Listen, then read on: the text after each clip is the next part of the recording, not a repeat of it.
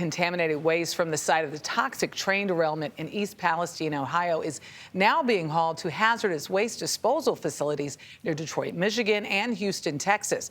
But during a packed town hall on Friday, environmental advocate Erin Brockovich warned of long-term health impacts and devastating damages from the fiery February 3rd derailment. Roxana Saberi has more now from East Palestine. At a town hall in East Palestine, environmental activist Erin Brockovich told residents Friday night to keep calling for the truth. Every community I've been going to for 30 years, it's the same runaround.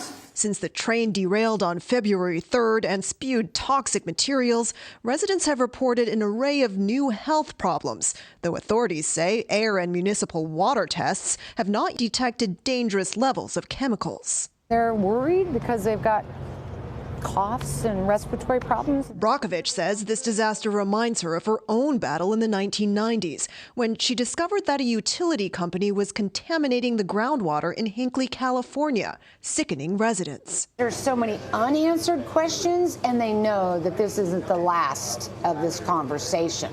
What advice do you have? Stay tuned to the environment. On Thursday, a preliminary NTSB report found that sensors alerted the crew of the Norfolk Southern train to an overheated wheel bearing and that they tried to slow down, but 38 rail cars derailed. Just a mile from here, hazardous materials from the train derailment seeped into this creek, which runs through the heart of East Palestine, where we are now. Crews have been cleaning up for weeks, but you can still see chemical sheens on the surface. The rail operator says it's committed to cleaning up and that it's distributed $6.5 million in assistance to affected residents.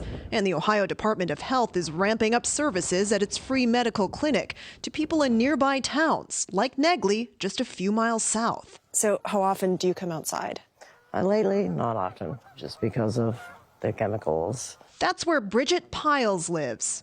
I'm afraid of the chemicals coming here and the after effects. Anxiety and uncertainty, she says, are rippling far beyond the derailment, across the region and into the future.